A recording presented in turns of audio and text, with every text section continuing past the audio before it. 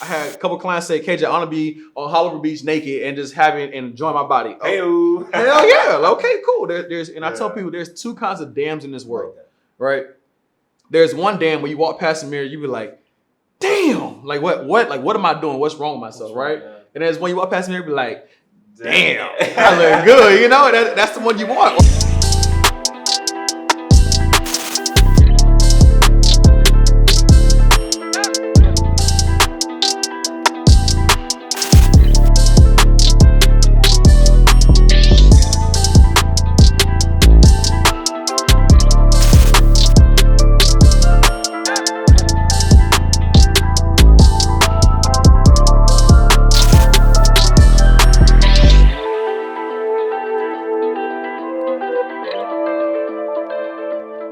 So fellas, man, listen, it's been a long time coming. I've been trying to get you guys on here for a minute.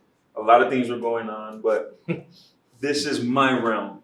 You know, we've had other episodes for those of y'all tuning in. We've had other episodes with athletes, rappers, all kinds of people. You know, the merge, that's what we're trying to do, so combine successful people from all walks of life. But you guys are people that I look up to, right? And we've at some point or another worked together in the corporate gym setting. And I'm just glad that we're here together. And for those of you guys tuning in, this is Kevon Daley. He has, yeah, man. Talk a little bit about yourself, brother. What's going on, y'all? I'm Coach K. Basically been a personal trainer, strength coach, movement specialist for over 13 years. And yeah, I mean, I love what I do. I always knew that I wanted to do that coming out of school because I wanted to be in comfortable clothes, shorts, sneakers. You know what I'm saying? I couldn't do the suit and tie. That's just not me. I can't clean up, but, you know, I didn't want to clean up every day. I feel you there.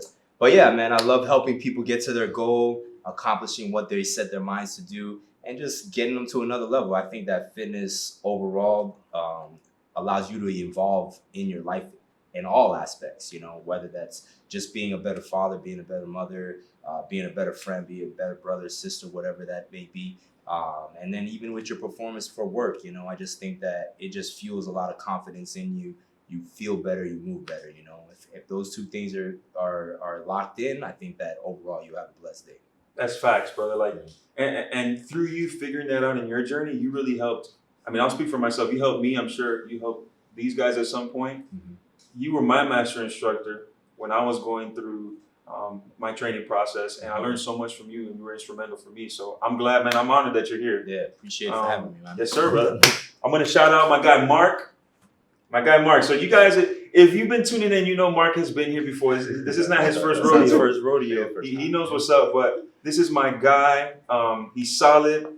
First off, I want y'all to know, all three of these guys are stronger than me. You know, I'm just hosting. I'm just learning today. But this guy right here, he's a deadlift king. And I'm glad you're back, brother. Hell yeah, glad to be back, bro. Yes, sir. Glad to be back. And KJ. Y'all know what's up with KJ, man. So KJ, man, just the floor is yours, my brother. Or as y'all know, the goofy one of everybody. Always gotta have fun, you know. I'm big on people. I'm a people person. So I had struggles with the business aspect because, you know, I don't like, I have to try to get people in and out. It's like, I want you to have fun with me. So I think as you get to know me, you get to have fun. So training is one of those things that you get to really enjoy life, as you said, like in every aspect, right? So if you can have fun through everything you do, you never really lose. Yes, sir. Know? So, and we're going to talk more about fun later. So y'all tune in. If you guys like to have fun, this is your guy right here. I want to shout out Mark one more time because this is his gym. This is Live With Strength. As you guys can see with that beautiful logo, my guy, you're doing it big. Proud of you. Yeah, man, we got to start somewhere, right? So definitely. Let's get into it, man. The reason we're here today is because we have some of our friends, our followers, our clients on social media. They were asking us some questions. These are questions that everybody really asks at some point or another. Some of these questions you guys might have been asking yourself for a very long time if you're tuning in with us. And we're going to go right into it. The number one question that we all received on IG, and come on, I'm going to let you take it away, is why is personal training so expensive? Oh, man. Here we go. Right into it, dog. Right off the bat.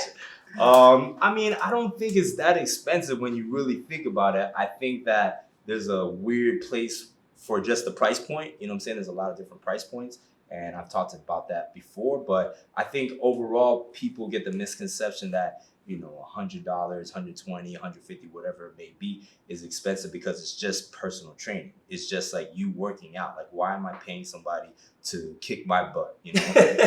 In our industry, that was even hard for me to realize. Like when I got to a corporate gym or moved to a different location where I felt that was my price is the value. It should be value for that. And I think it was just because, people buy a gym membership and, they may go for a little bit and they stop and go, right? They never really hone in on the fact of like, all right, let me make this an official lifestyle, And I think the reason the rates that people that they see and they think that is expensive, I think it's because, they just don't feel the need to pay for it in their life, right? Until shit hits the fan, right? Yep. Until they have high blood pressure, until they're type 2 diabetic, until they're having shortness of breath or lack of energy, back pain, shoulder pain. Now they're gonna go to a specialist, which is their doctor who's gonna prescribe them medication, or they're gonna go to a PT or a chiropractor that's just going to do therapy for X amount of time and then send them on their way, right? Yeah. So I felt, just me in college, I felt there was a gap where, I went to Florida State University. A lot of my friends went to PT school. Some of them went to med school. After I finished my 4 years of exercise phys, the grueling degree, I was like, I'm over this school shit. I was like, I'm done. I'm just doing this for the family, trying to be the first one out, graduating. But I think from there, I realized that there was a space for me, and I think it was just developing that niche, So I think for the most part, I think overall individuals shouldn't stress the price as much. You're going to go to dinner, you're going to spend $100. Facts. You know what I'm saying? Come on now. You're going to go out for a night, dinner, and then maybe you stop at the bar, right? That's another $200, $300 easily, especially in a city like Miami. And parking, LA, so it's just it comes down to what's important to you. Yeah. Do you really want to make this a lifestyle and make a change, or do you want to just live the stop and go, or is it just, hey, let me just get these quick results and get out? Yeah. At the end of the day, we have medical insurance for a reason, and you still got to pay a copay. You know what I'm saying? Sometimes that copay is still $200. I've done blood work at and then I got a copay sent to my house for like $200. I'm like, I thought I had insurance. What am I paying for? You know what I'm saying? So, I think that it's just another thing too is that there's so much information, and there's the social media aspect, and there's a lot of trainers online, and there's this and that. So it's hard for an individual to differentiate who's a good trainer, who's a bad trainer, and are they worth that price point? Like, how do you know that person is worth that price point? But if you go get a massage, a good massage, go to the Fontainebleau, Satai, the Standard, any of those places, you're gonna pay $1 something for that massage. You know what I'm saying? Maybe at Massage Envy, you pay your membership, you get it a little cheaper, but the quality is gonna be different. The value is gonna be different. How they speak to you, how the therapist speaks to you is gonna be different. So I think that our field should be is growing rapidly, and it's still very, very young, very young. It's very, very young industry, and there's nothing that really regulates what a personal trainer is. You can get a certification. My mom can get a certification. She can go online right now and sign up. You know what I'm saying? So I think that's where people are a little weary too, because one, maybe they never experienced a good trainer, and then two, they're like, well, how do I know that you're a good trainer? Just because you have the NASM cert, this cert, even having a degree doesn't really do much for you. You know what I'm saying? You would think it would, but some people do look at that, right? I'm sure we experienced that before, but for the most part, not a lot of people are putting that quality. You mentioned something too. Thank you for sharing. But you mentioned something too. How do you know if you have a good trainer or not? So my question is for you, Mark. Like, how do you know if you were not a personal trainer and you're walking in and you're trying to figure that out? What do you think people would assume would be a good trainer? And then after you tell me that, it's a 2-part question. All right. So y'all better stay tuned for this one. What do you think is a good trainer? Okay. Well, first, I guess, when a client is going to assume someone's a good trainer, I think one thing they're going to look at first is just their physical appearance, right? So if someone looks the part, they're already thinking like, all right, he somewhat knows what he's doing. He must be a good trainer. Just looks the part, Yeah. On the other hand, let's say you walk into a gym, you see someone that's a little overweight, you're really probably not going to pick them to be your trainer just because unfortunately, just because of the way they look, right? Yeah. So it's almost like the way you look is almost just like the door to get open for you to pick up new clients almost. Yeah. But even then, so I think that's what people assume a good trainer is, just your physical appearance. And then maybe just some titles behind your name, right? So if you went to school, you have a bachelor's degree in something, boom, boom, boom, maybe they're just going to start associating that you have some type of knowledge in the field to make you, to give you the progress that you want to see in working out. But what I think a good trainer is someone that is invested into the industry, right? So someone that is on a daily basis trying to learn more, trying to go out of their way to not only help their clients, but show their clients that there's a lot more than what they think there is, right? So, and again, like us as trainers, we don't know everything, right? So you're gonna get questions that you don't know the answer to, right? So one thing that makes a good trainer, in my opinion, is letting your client know, hey, I don't have the answer, but I will find out for the next session. Yes, instead of making shit up. Exactly, and that's what the problem is nowadays. There's a lot of made up stuff on social media, and it's hard to filter it for a lot of people because they have no knowledge on the industry. So it's hard for people, so people start buying these one-off programs off these social media people that they follow. And it's just, they're not going to reach their goals. Just like you said, like they're on for like maybe 3 weeks, boom, they're off for a month. So. And that ties into some of the issues that people have when deciphering between why should I invest into training. KJ and I were talking before, and he had a few great points, and I want you to share about that for the people watching. Why people have that question of why is this so expensive? And I want you to elaborate on that. Why do you think people have that perspective? And then elaborate as to, do you agree with that point? So when it comes to that, I believe people don't want to change themselves. So when you don't have a sound foundation of what you really want, you're going to be everywhere. So you're going to have this thing of, I would like to do this and this and this and this and this. Whereas to time back just a little bit into what you said, if I don't know something, if I'm not a strength specialist, I'm not going to say I'm going to do these things for you. So then it's like, okay, cool. I'm trying to do this with this person, this client. And so I'm out of whack. Right. So then I don't know what I'm doing.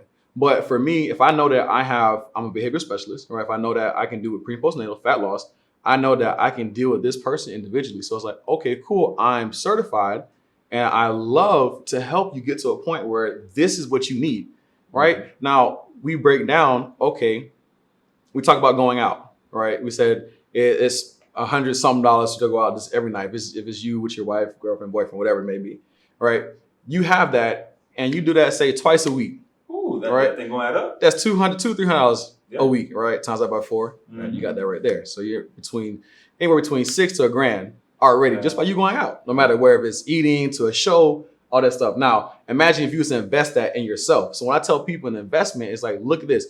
An investment is not just your money, it's your time and effort, right? Because if you're just paying and not showing up, you're not going to see any results, right? But if you're investing in your time and you're like, oh, I have a goal in 6 months, 7 months, 8 months, because we all know 2 months, 1 month's not really going to do anything. Right. And I tell people that there's a year-long process. And if you follow that year-long process, I guarantee you'll see different things within yourself because your behaviors change.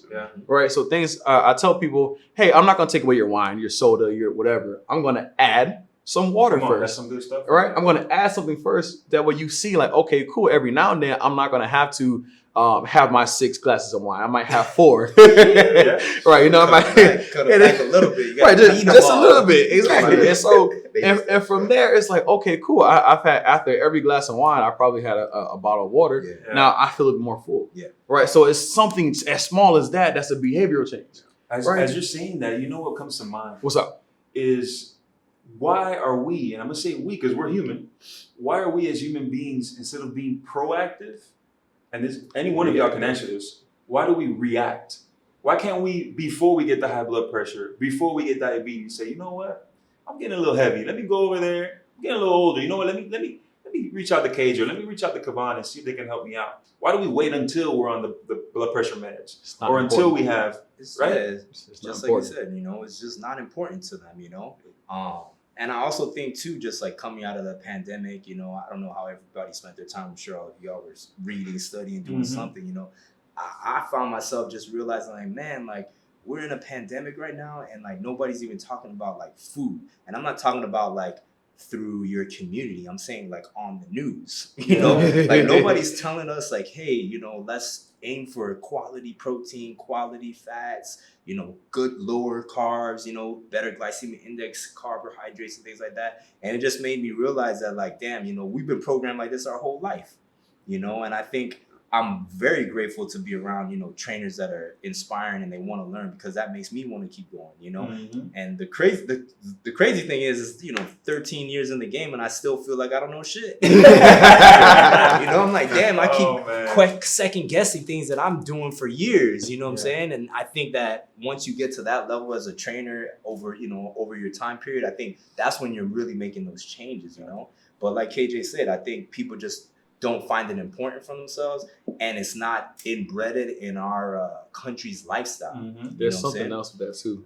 It's not inbred in our lifestyle. Like nobody's saying that shit. Like it is what it is. But they'll give us free Krispy Kreme though if we get vaccinated. Oh yeah, that's a perfect example. That's a perfect example. You know what I'm saying? And I think people look at you like, oh, you know, it's your choice to get vaccinated or not. You know, it's not a if you want to get it or not. But I think that us as a human beings, we've been, you know, eating like shit for years. You know what I'm saying? We've been eating, we haven't been moving like we should, you know? They've taken PE out of classes, out of high school. Crazy. Like I would go crazy. That's crazy. I would have went nuts. I would have went nuts. If I'd have, I remember that. Right. Yeah. If I'd have like, you know, any PE in school or sports, I could have do nothing. No gator ball. The energy.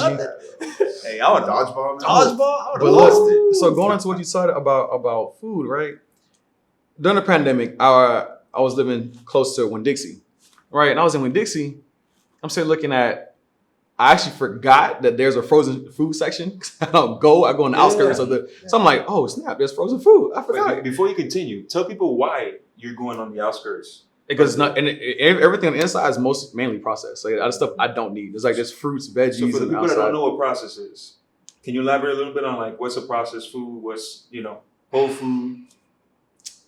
I'm gonna just the easiest things: fruits, veggies, right? Water, like some dairy, not all. But those are things that you should be eating that's not processed, right? Processed, you have like your whites, like bread, or you have rice, things like that. The stuff that's in a box, in a can, things that you really don't need, right? And it's the ones that cholesterol goes up, you know, sugar up, so things like that. But so I was looking, I'm like, oh, they still have these little pizza boxes, whatever, right? But then I go and where my favorite spot is the vitamin section.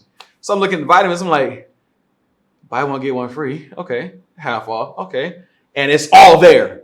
I was like, you mean tell me we're in the middle of a pandemic and we're talking about health and all this stuff, and people are still in those aisles buying that stuff? I'm like, but what about, you know, maybe your vitamin D, your B complex, zinc, right? Like your all the stuff that's built for, you know, your immune system. All right, the probiotic section was still full. I was like, yeah, I mean, that goes back to the same point. Like that, I don't think I heard one station, CNN, Fox News, ABC, nothing. Every single day. Doctor, not even a doctor. Talk about any of that, you know? Well, maybe you guys know better than I. I'm not diminishing doctors because they've done tremendous job. They go to school for a very long time. They're much more well educated than I am. But what certifies a doctor who knows the body to give nutrition advice, especially when they're not following the advice that they're giving their patients? If anybody wants to touch that one, I mean, that's a tough one. I'll chime in a little bit. I mean, I have friends that are doctors too, you know, and they try to live a healthier lifestyle. But I think that curriculum that they go through is just for what they're going to do. Yeah. So are you going to be a general doctor? Are you going to be an OBGYN? Are you going to be cardiologist? Whatever it is, you know what I'm saying? I don't think there is enough nutrition or, you know, things like that in their program, you know? That may have been maybe in their undergrad. Maybe they took metabolism in their undergrad, nutrition, you know, one-on-one. But they're not. Once they get into their graduate side of the program, that's it. It's more specific for the medical side, you know, and that's cool. I don't think there's anything wrong with that. I just feel that now once they're in that medical side, whether they're in the private sector or they're in the hospitals, they're just going to follow those basic guidelines and protocols. they're not gonna think outside the box and be like, okay, well, this person has visited me 3 times. They're type 2 diabetic. I gave them metformin. I gave them insulin. I gave them something to kind of keep that down. But they really don't want to take it, or they don't really want to adjust to it.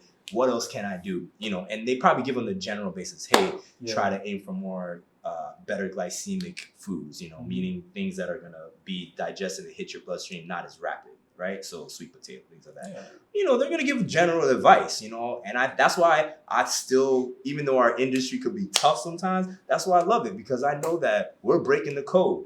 We're breaking the pattern. You know what I'm saying? A lot of people are still stuck in those ways. And you'll see it even too with some doctors now. They're shifting to more of like a holistic approach. Like they've learned like, oh man, I don't think this way I was taught isn't the only way. It's just like training, right? There's a million ways to skin the cat. People are like, no, you got to do CrossFit. No, you have to do this. Nah, you just got to get that body moving. That's it. Right. And the reason I bring that up is because, and I don't want it to seem like I'm hating on doctors, because listen, when my wife was giving birth, I needed that doctor. Yeah. Right? And I've needed doctors in my own life. The reason I bring that up is because just like we as personal trainers, and we have a client that has an injury or an issue, and we should refer out to a physical therapist, I think doctors should also refer out to a nutritionist. If there's an issue with someone's, you know, because we know nutrition is not just, I'm eating too much. We know that there's a lot of behaviors that need to be modified and incorporated for people to improve their relationship with food. But along those lines, I also wanted to ask you, Kevon, because one of the questions we received was, are carbs bad for you, especially at night? So can you elaborate a little bit on that?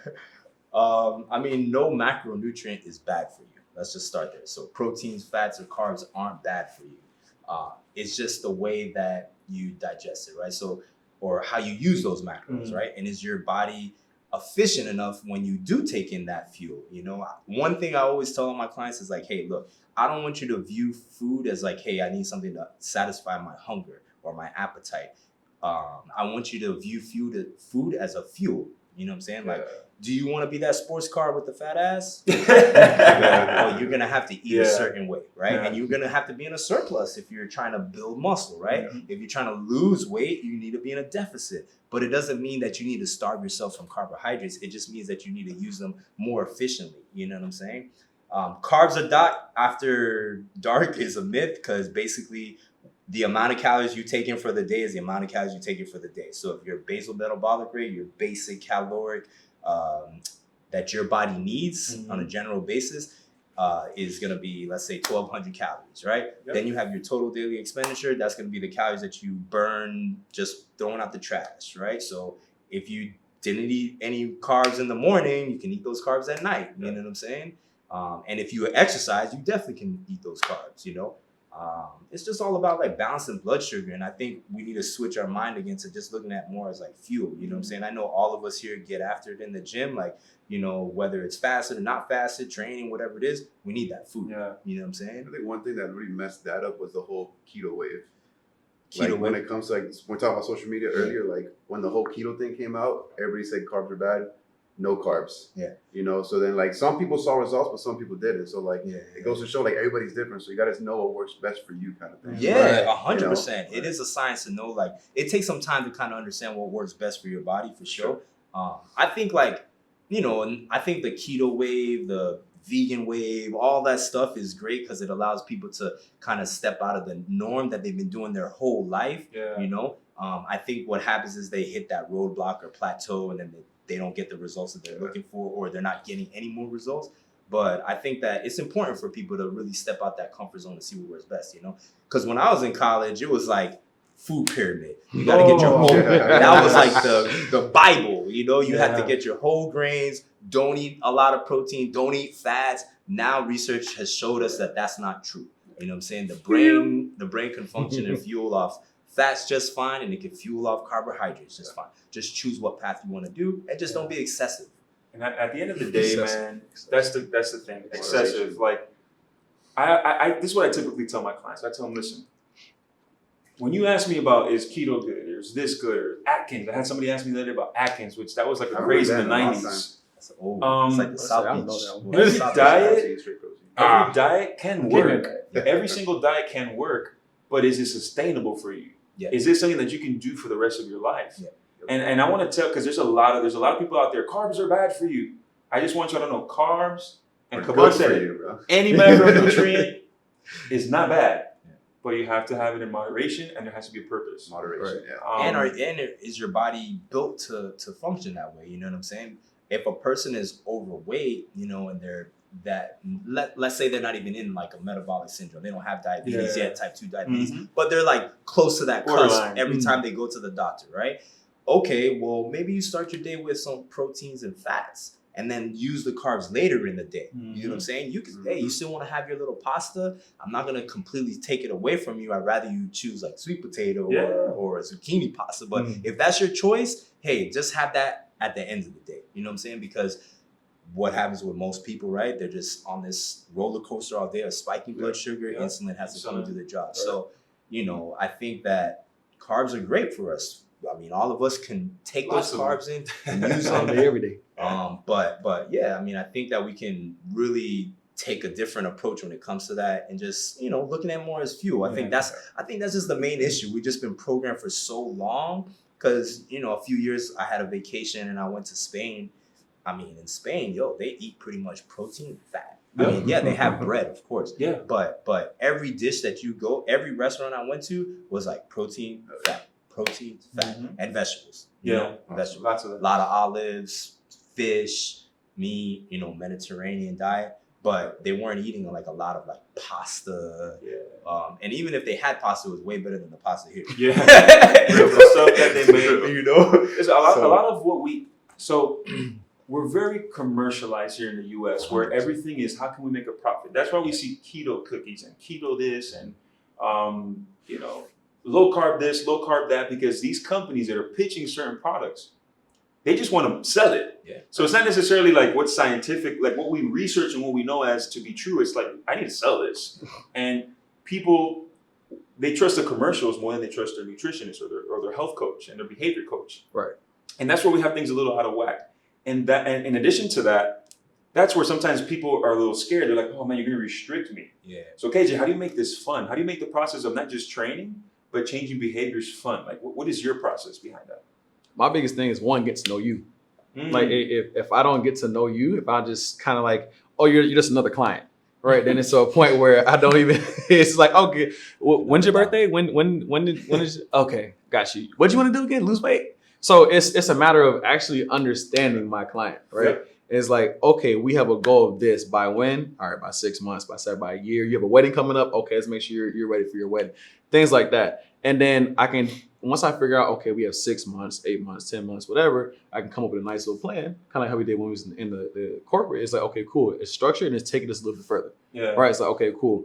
I need you to take a picture of everything you eat for at least 1 week, right? And it's like, okay, cool. So it's to a point where you kind of have to show me, it's like, oh, here's my Snickers. It's like, I ate it. But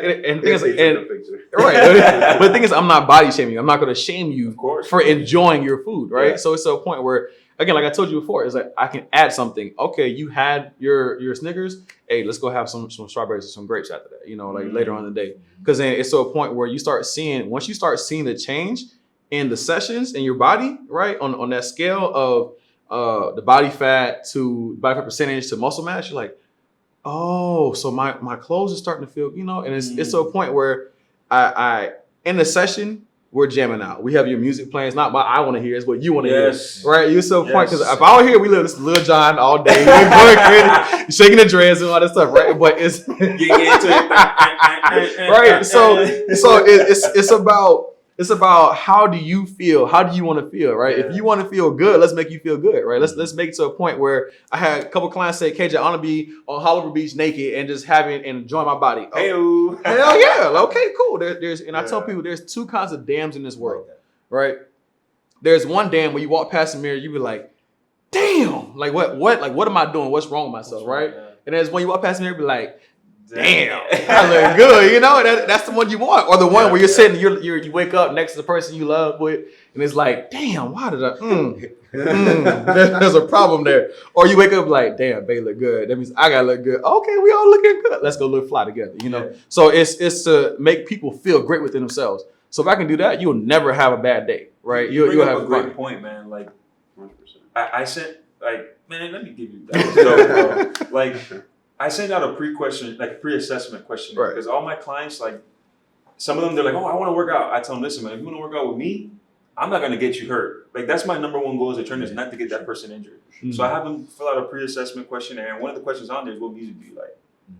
I can add that. I didn't think about Because that. when they come in, like, basically my sessions is I try to give a 5-minute break in between so that I can get ready. Like if they need a foam roll, if they need to do whatever. So at the gym, I just play the music. So like I have a client, she's Brazilian, so she likes like this. It's like Portuguese reggae.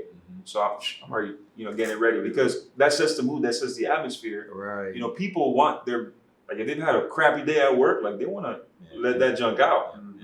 And I want to make sure that I set the atmosphere. So that's a way, for some of you trainers out there watching, like this is not something that I learned. Oh, I had a great idea. I learned from people above me, ahead of me that have more experience and told me, hey, look, add this. We pick and choose little things that we want to add and make ourselves unique. Right. Like there's a perfect example of an example of this is one time Mark, there's a guy that I really connected with and really cool dude. And his goals, I knew that although it would have been great to have him as a client, I knew that the atmosphere that Mark could set for this dude was better than anything that I could do for him. Right. And I had to eliminate my ego and remove myself from that equation and say, you know what? He'll probably enjoy working with Mark more. He's probably going to have, because he was more like strength focused, even though I'm a certified strength coach, but I knew what he needed was Mark. And I sent them, I don't know how many, I don't know if you train with him. But like that was a way of me, you know what? The atmosphere for this dude is going to be better with this guy. And that was something that us as trainers, we can do to make things more fun for people. Right. I don't know how many billions of people we have on the planet now. And Miami is a huge city, which is where we're from if you're tuning in from somewhere else. And we don't need to compete with each other. We could lift each other up and send some people each other's way. So I know that was an effective way for me to make things more fun for that guy. So. Yeah, just to add to like KJ's point too, I like that you're saying that you kind of really connect with the individual, I think we've all had like the heavy load of clients, where we're just like cranking 10 sessions out of a day back to back. Yeah, man. I think sometimes that, it's hard to like manage all of that, So Right. I think too, just, getting to know that person will help you in the long run because, you're there to be their crutch. You're there to uplift them, but you're also there to be their crutch and provide that support for them, and I think that starts with their why, and the more you know that individual, the more you're going to know why they want to accomplish that goal. Why do they want to lose that 20 pounds? Why do they want to deadlift 500? Whatever it is. Let's do something too. Like, go for it. Quick. So like getting to know your clients and stuff, it's not only beneficial for you, but it's also for them too. So let's say they're having a bad day and the last thing that they have to do that day is come over and work out, or they know that if you have a good connection with them, it's not just another drag of the day. Yeah. Exactly. They come another meeting, another Zoom meeting. It's just exactly. It's another So Zoom it's almost like a freeing feeling. They come, get workout, and I don't know about you guys, but I never feel bad after I work out. Never. So it's Never. No. I got a That's always client. going. She we did her body fat. She was like 33%, and so I was like this 33. She's like, okay, I'm gone. And she said, hey, 33. I text. She's like, I'm on it, KJ. Here's the pictures. 33. That's like she goes. Yeah, that's all it takes sometimes, to spark that light inside, spark that fire. There's we've all the past 2 years have gone through many challenges. I know I have. I've been blessed enough where these past 2 years have been my best years in business, and I thank God for that because I left the corporate gym setting, took a huge leap of faith, and I was a bit worried. But I'm glad I made that decision because, as we know, the pandemic affected us all in some way, shape, or form. Mark, I believe out of all of us, you were the last one to take that step. So now going through it, hasn't been a year yet, right? Nope. Going through that process, how has that been for you? It's good. It's definitely scary at the beginning of it. It's definitely like a leap of faith. But I think the biggest thing about it is just knowing where you want to be in life and just taking those steps to get there, right? So when we were at the corporate gym, it was I accredit a lot of my knowledge to that gym, just because it taught me a lot. Not just about training, but just connecting with people and just really connecting with people and getting people to their goals, right? So I was the last one out of all of us to kind of leave the corporate setting, but I didn't do it in a bad way or in a mean way or anything like that. It was just kind of It was your time. the next step. Yeah. You know, so one thing that really kind of like solidified that was quarantine. So once quarantine hit, gyms closed down. I had this facility where I was still training clients out of, and then little by little, it was just the next step on. You know, so I think quarantine was one thing that kind of just helped me make that leap of faith. Yeah. But again, I'm still in. It's still extremely nerve wracking, and as long as on a daily basis I'm focused and trying to get 1% better every day, that's the end goal is gonna happen. Dude, and to your credit, you've done an amazing job, brother. Like all of us, really, because I've seen from the outside looking in. I know I consider you guys friends. We don't see each other every week, but you guys are the guys that like when we link up, boom, we pick up right where we left off. I've seen the evolution and the way that we've had to just roll with the punches and all right, look, times have changed. The world will probably never be the same again. How can I amplify who I am so that others can see and benefit from it? Because I feel that we all have our purpose is aligned with what we're doing right now, which is fitness, and not just fitness, but we're really life changers. This is for you, Kevon, because we're both papas. I know that I personally, my daughter was born literally a month before the shutdown, and babies come with blessings, man. So when it's y'all time, trust me, you might be a little scared, but they come with blessings, dude. And I know that I've taken my business and myself as a man to the next level, and I left like childish things behind because I said, listen, not only do I have a wife that I have to lead and support her, and she leads me too, man. Like it's not that we're unequal, we're equals, man. And I can't do anything without her, but I have this little girl now that she looks up to me, and I have to make sure that I'm providing for her, that I'm doing things the right way, and that I'm doing things responsibly. How has that process been for you? Oh man, I mean, it's definitely been a blessing for sure. You know, I know a lot of my male clients would say that it's going to be a life-changing thing, you know, and on a lot of aspects of me, not just like, you know, the regular day-to-day routine, but within your relationship, you know, sleep, you know, things like that. My whoop is that whoop out every day is red and yellow right now. Yeah. But it's awesome just to see like the leaps in that she takes over this time. You know, she's almost 2, and yeah, it happened. You know, she was born in September. Then the year turned, so 4 months in, the pandemic hit. You know, from that side of things, and then just kind of all like, I wouldn't say it fell apart for me. You know what I'm saying? But it kind of just, you know, like God just had a different plan for me, I guess, you know, and it made me dig deep, you know, and I'm still digging deep, you know, to be honest. I know I'm nowhere near where I want to be, but, you know, like Mark was saying, I'm just trying to get 1% better every day, continue to chip away at the projects that I want to do, because it's for the family, you know what I'm saying? I want to live a better life, you know, and I'm sure all of us have had those clients that are pretty established, high-performing individuals. I mean, they're gone for the whole summer. You know, like I want in October. Please come back. You know, like hurry up, come back. I miss you. You know, so I definitely want to. You know, I want to be like that. You know, I don't want to live the rat race anymore and just chasing it. You know, check for check. I'm glad that I found my purpose because there's a lot of people in this world that haven't found that. You know, so I'll deal with any struggles that I have day in, day out because I'm doing what I love. You know. It's just, you know, it's life-changing. It's life-changing, you know, and it definitely made me motivated to, you know, want to do other things as well and just kind of set everything up for the future. Yeah. KJ, I actually want you, because he basically set it up for you. I wanted to ask you about purpose, man, and how you have figured that out in the realm that you're in right now. Like, how have you figured out this is my purpose, and how are you going to use that to make a difference in society in general? Well, in all honesty, everybody likes to laugh deep down. And to me, like if you can't love what you do on a daily basis, you'll never find yourself.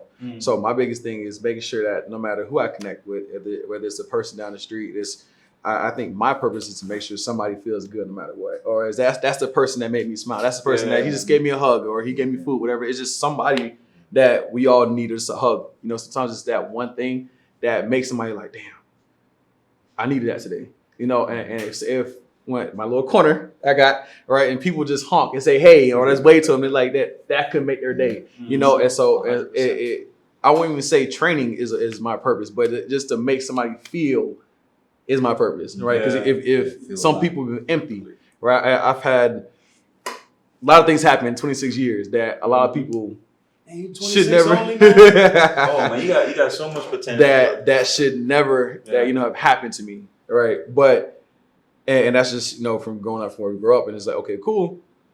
And I decided to live that life because it's like, oh, that's what I want to do. And it's like, no. But the fact that I'm still here right now, that the biggest thing is that you're not supposed to make it past 25 as a black male, right? And it's like, if it wasn't for somebody saying, I love you, gave you a hug, or stuff like that, I probably wouldn't be here just because, a lot of people don't think this because I'm a goody, supposedly, right? But it's just the fact that I lived a double life at that time.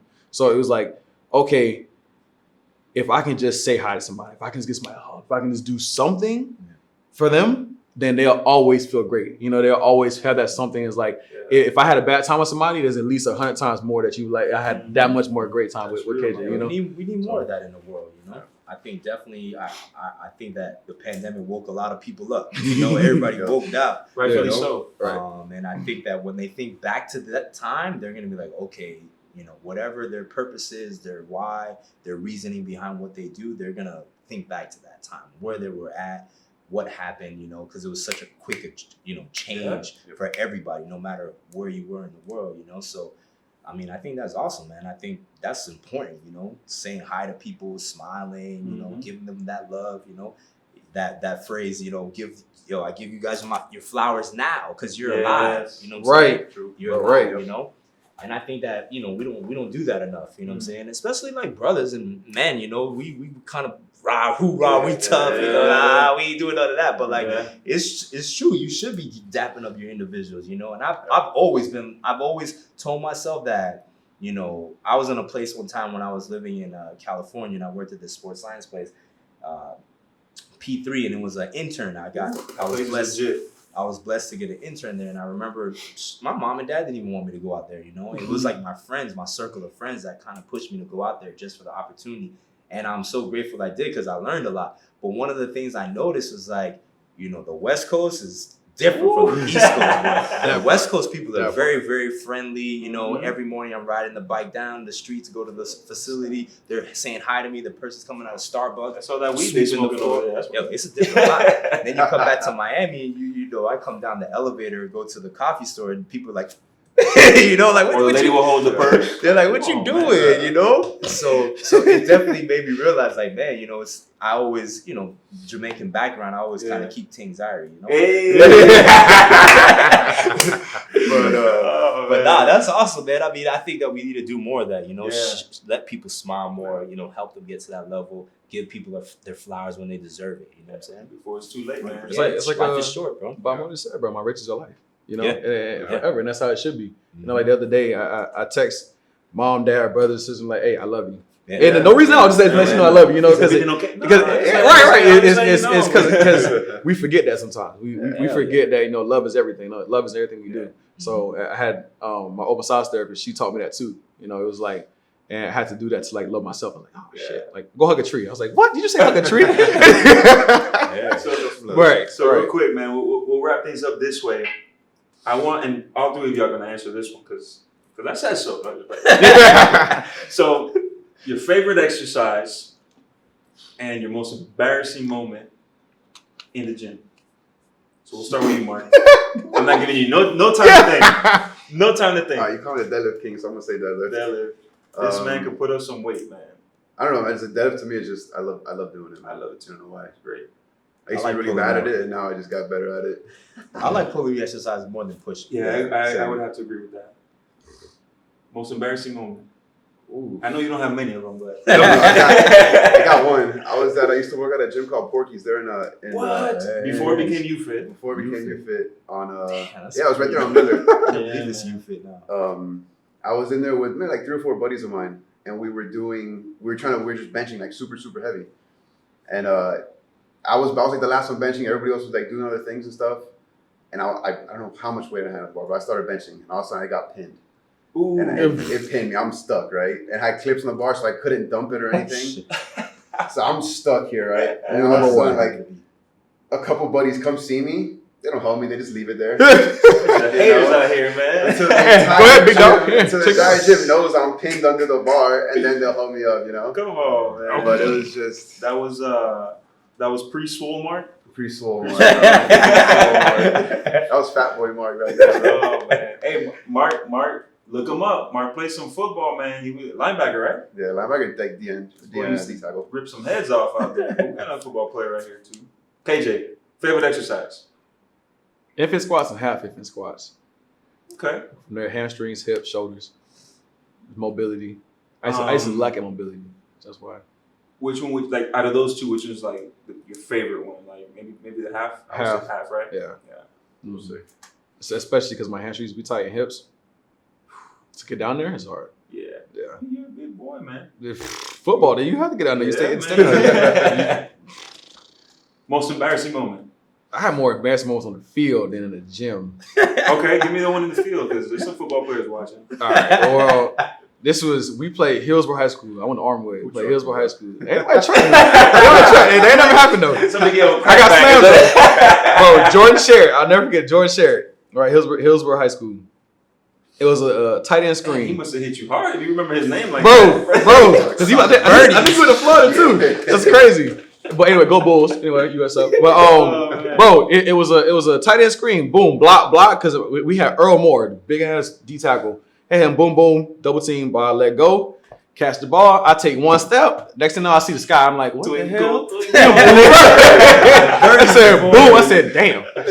And we watched on film. And it was like, damn. I said the same thing in the air. Damn. And you're like, you want to slow it down? Can we go to the next play, coach? Let's go to the next play. Come on. Right, like, man, but that was pretty bad. That was pretty bad. Pretty bad. Feet up in the air. What? Just hey, how you doing? I believe when guys get back and they get up and nothing happens. What? I was like, next play, coach, next play. Man, that was yeah. Exercise. Man, that's hard, man. There's so many good ones.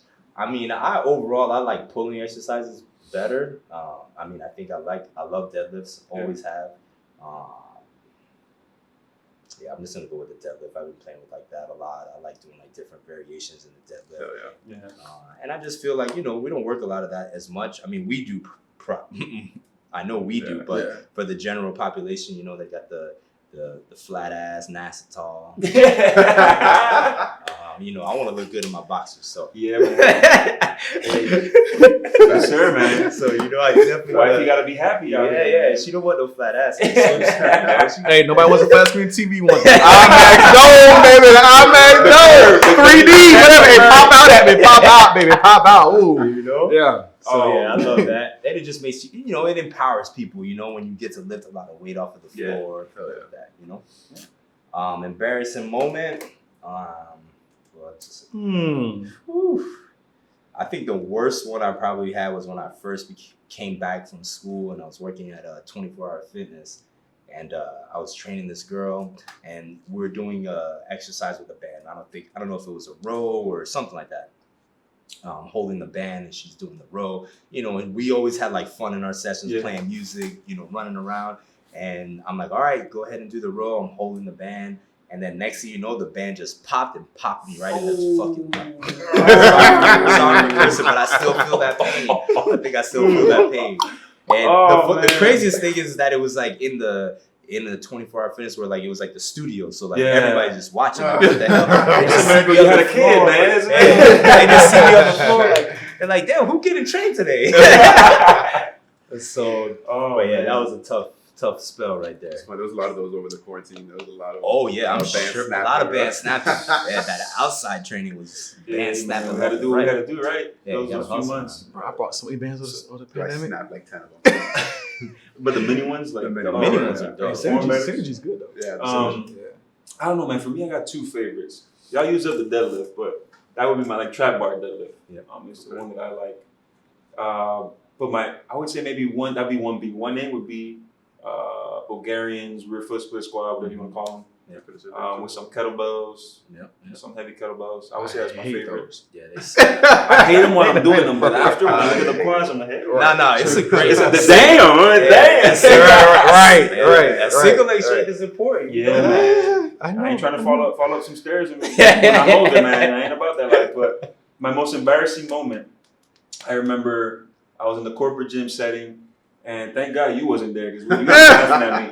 But this was like right when I had first started, so I was like a little green. I was like looking around, and I was working on my box jumps, and I had this bro. I was feeling myself that day. I was like, okay, you got some hops today, and I think I put it all the way up to like 52, and no running start. Like this was, I was feeling good, and where we were working at the time, a lot of professional athletes would go in and out of there, and I'll never forget Kevin Love was there.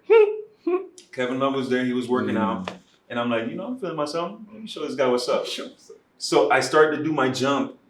And when your legs are just done, when they die halfway through your jump, I was like, oh! And so I went over the box. And it wasn't just like that. I caught myself. No. I slipped, fell over on my back. And I was like, did anybody see that? And I was, when you're like, I don't want to get up. I don't want anybody to see me. I get up. And everybody's watching. And everybody look like, Did you really just try? Right. Did you? So that was probably my most embarrassing moment, man. You put the boxes away, you just walk out. Yeah. All right, let's peace, bye everybody. You got the 4th shift? Yeah, that's good. But man, that was probably my most embarrassing moment. For sure. My brothers, Man, thank you guys for having me. We definitely gotta do this again. Yeah, for sure. Definitely gotta do it. My bro. Yeah. Pleasure having you Always. guys, man.